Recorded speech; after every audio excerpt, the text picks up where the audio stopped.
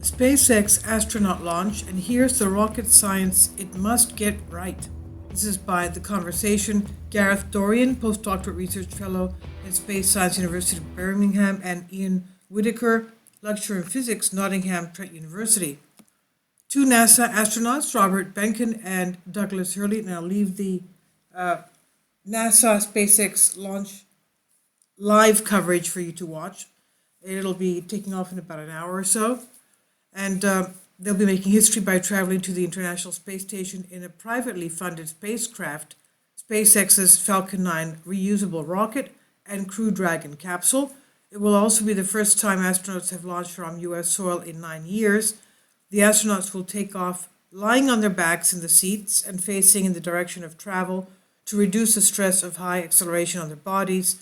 Once launched from Kennedy Space Center, the spacecraft will travel out over the Atlantic, turning to travel in a direction that matches the ISS orbit, with the first rocket section separating at just over 2 minutes. The main Dragon capsule is then likely to separate from the second stage, burn roughly an hour later, and continue on its journey. All being well, the Dragon spacecraft will rendezvous with the ISS at 15:40 GMT, May 28th. Space mission launches and landings are the most critical parts. However, SpaceX has conducted many tests including 27 drops of the parachute landing system. It has also managed an emergency separation of the Dragon capsule from the rocket. In the event of a failed rocket launch, 8 engines would lift the capsule containing the astronauts up into the air and away from the rocket, with parachutes eventually helping it to land. The Falcon 9 rocket has made 83 successful launches. Now, the docking and return. The space station has an orbital velocity of 7.7 kilometers per second. The Earth's rotation carries launch sites under a straight flight path of the ISS, with each instance providing a launch window, quote unquote. To intercept the ISS, the capsule must match the station's speed, altitude, and inclination, and it must do it at the correct time, such that the two spacecraft find themselves in close proximity to each other. The difference in velocity between the ISS and the Dragon capsule must then be near to zero at the point where the orbits of the two spacecraft intersect. Once these conditions are met, the Dragon capsule must maneuver to the ISS docking port using a series of small control thrusters arranged around the spacecraft. And this is due to be done automatically by computer. However, the astronauts can control this maneuver manually if needed. And as you can see, the maneuvering involves translation control, as indicated by green arrows moving left, right, up and down, forward and back. The yellow arrows show attitude control, rolling clockwise, anti-clockwise, pitching up and down, and yawing left and right. This is a complicated Newton's first law of motion, that any object at rest or in motion will continue to be so unless acted upon by an external force. That means any maneuver, such as a roll to the right, will continue indefinitely in the absence of air resistance to provide an external force until it's counteracted by firing thrusters in the opposite direction. So now that you have a grasp of the orbital maneuvering, why not have a go yourself? This simulator, provided by SpaceX, is a link here in the article if you want to see how to use it, allows you to try and pilot the Dragon capsule to the ISS docking port. The astronauts will return to Earth when a new set are ready to take their place or at NASA's direction. NASA are already planning the first fully operational flight of Crew Dragon.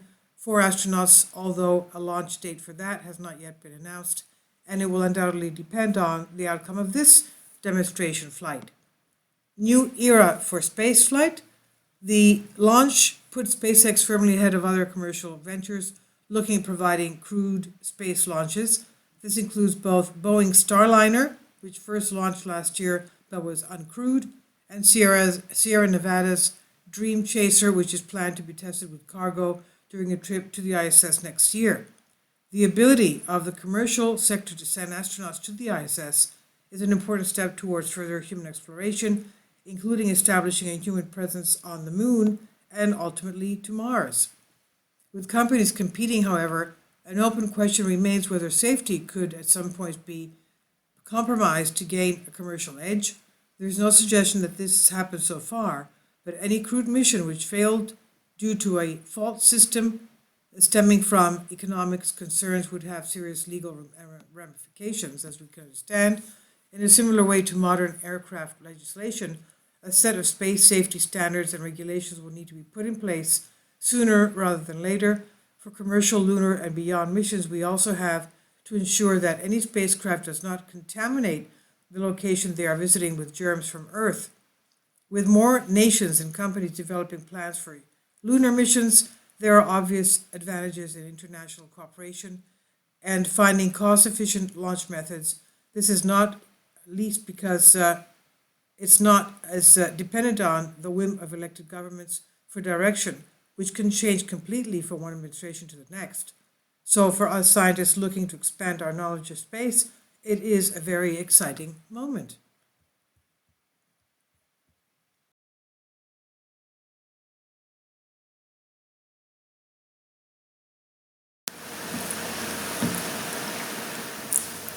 If you'd like to join me on my Patreon account, you will hear content not covered by mainstream media.